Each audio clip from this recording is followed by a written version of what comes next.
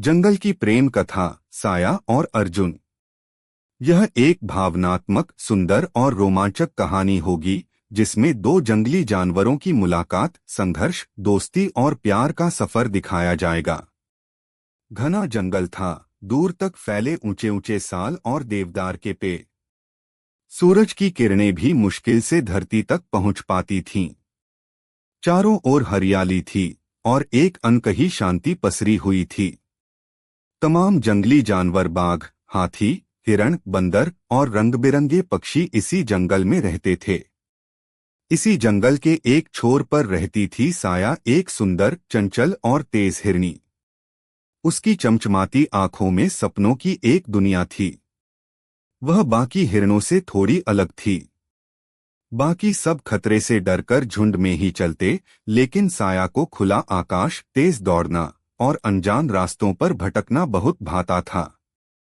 जंगल के दूसरे छोर पर रहता था अर्जुन, एक युवा, बलशाली बाघ। पर अर्जुन भी बाकी बाघों जैसा क्रूर नहीं था। उसके भीतर एक कोमल दिल धड़कता था, जो सिर्फ शिकार के लिए नहीं, बल्कि जीवन के सौंदर्य के लिए भी धड़कता था।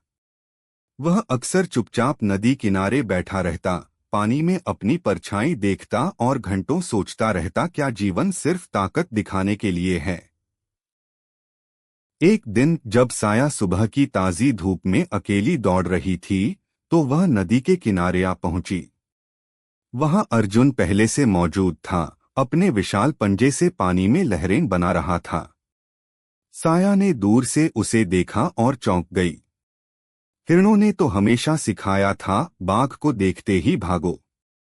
पर अर्जुन अजीब सा शांत लग रहा था, जैसे वह किसी सोच में डूबा हो। साया ने तय किया, वह चुपचाप उसे देखेगी। लेकिन तभी अर्जुन ने सिर घुमाया और उसकी नजर साया पर पड़ गई। दोनों की आंखें मिली, कुछ क्षण के लिए समय रुक गया। साया डर के मारे पीछे हटने लगी, लेकिन अर्जुन ने कोई आक्रमण नहीं किया। वह बस उसे देखता रहा, आंखों में एक ऐसी कोमलता के साथ जो साया ने पहले कभी किसी बाघ में नहीं देखी थी। धीरे धीरे कुछ दिनों में साया की जिज्ञासा बढ़ने लगी।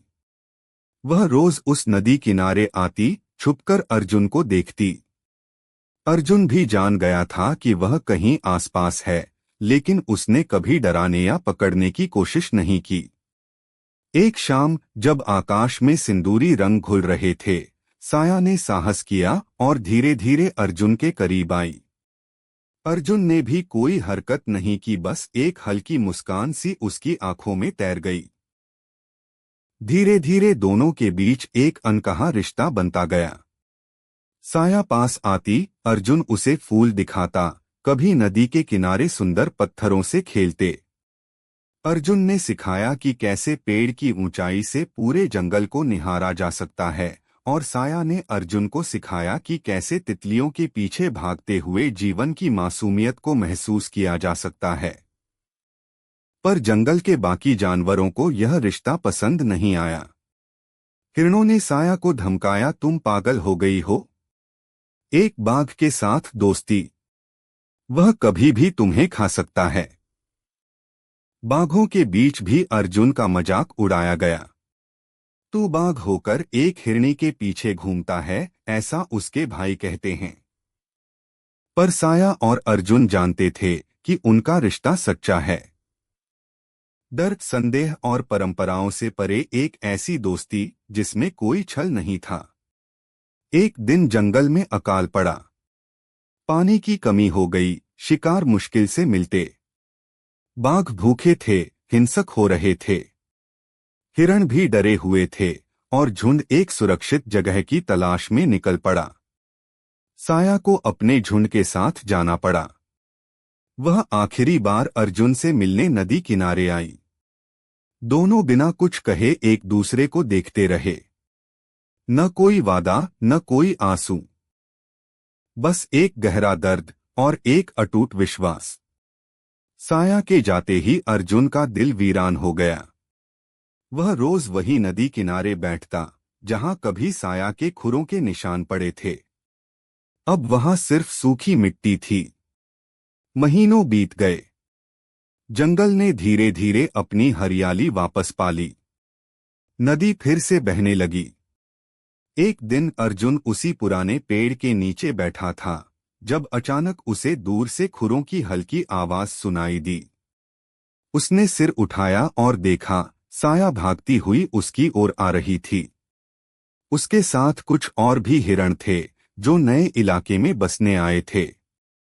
साया और अर्जुन फिर मिले, इस बार बिना डर के, बिना जुदाई के डर के।